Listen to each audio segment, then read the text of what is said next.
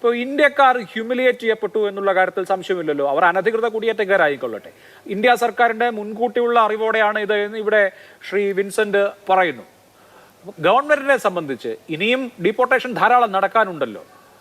ഒരു മൃദുവായ ഭാഷയിലെങ്കിലും മാന്യമായി അവരെ തിരിച്ചയക്കണം എന്ന് പറഞ്ഞൂടെ? പണ്ട് അമേരിക്ക 7ാം കപ്പൽ പടയെ അയച്ചപ്പോൾ പോലും ഇന്ത്യൻ ഭരണാധികാരികൾ, അന്നത്തെ ഭരണാധികാരികൾ കുലുങ്ങിയിട്ടില്ല.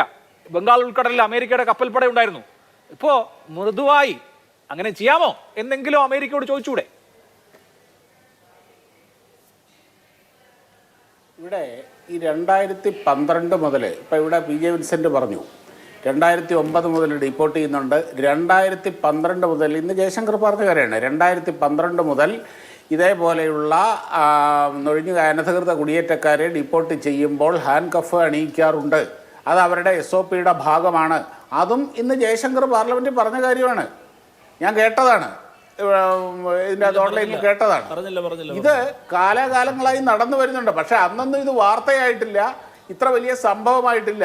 ഈ അമേരിക്കയിൽ നിന്നുള്ള ഡീപ്പോർട്ടിംഗ് എന്നുള്ളത് കഴിഞ്ഞ 16 വർഷമായിട്ട് നടക്കുന്ന കാര്യമാണെന്ന് ഇവിടെ ഇരിക്കുന്നവരെല്ലാവരും സമ്മതിച്ചതാണ്. അതേപോലെ 2012 മുതൽ ഹാൻഡ് കഫ് വെച്ചിട്ടാണ് അമേരിക്കയിൽ നിന്ന് ആൾക്കാരെ ഡിപ്പോർട്ട് ചെയ്യുന്നത് എന്നുള്ളതും ഇവിടെ എല്ലാവരും അങ്ങനെയാണ് SOP എന്ന് ജയശങ്കർ പാർലമെന്റിൽ പറഞ്ഞു. അങ്ങനെയാണ് SOP എന്ന് പറഞ്ഞു. പക്ഷേ നോക്കൂ, 2016 1303 പേരെ, ഏറ്റവും ഒടുവിലത്തെ വർഷം 1368 പേരെ, 17,000 പേരെയാണ് 2025 ഡീപ്പോർട്ട് ചെയ്യാൻ പോകുന്നത്. 17,000 18,000 പേരെ അവരെ ഈ നിലയ്ക്ക് കൊണ്ടുവന്നാൽ മതിയോ എന്നുള്ളതാണ് എന്റെ ചോദ്യം. അതെ, അവർ ഒരു കേവല മനുഷ്യാവകാശം അർഹിക്കുന്നവരാണ് എന്ന് അവരുടെ സ്വന്തം രാജ്യത്തിന് തോന്നാത്തത് എന്ത് എന്നുള്ളതാണ് പ്രശ്നം. അതായത്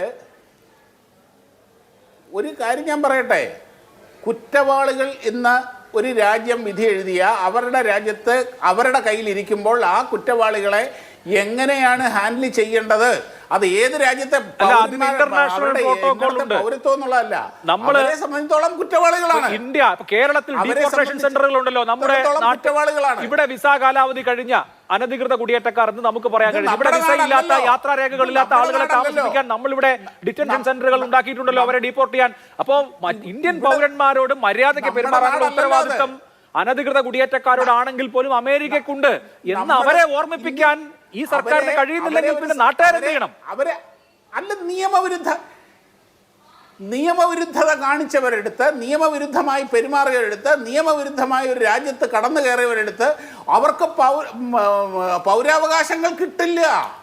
ഏത് കുറ്റവാളിക്കും പൗരാവകാശമുണ്ട്. അവരെ ശരി, ഇവിടെ ഇപ്പോ അവരെ മാടുകളെ പോലെ കൈകാര്യം ചെയ്താൽ മതി എന്നുള്ളതാണ് ഇന്ത്യ ഗവൺമെന്റിന്റെ നിലപാടെങ്കിൽ അവരെ അങ്ങനെ കൈകാര്യം ചെയ്യൂ എന്ന് നമുക്ക് വിചാരിക്കാം. കുറ്റവാളികൾക്ക് കിട്ടുന്ന ഓരോ രാജ്യത്തും കുറ്റവാളികൾക്ക് കിട്ടുന്ന അവകാശങ്ങൾ മാത്രമേ അവർക്ക് കിട്ടുള്ളൂ.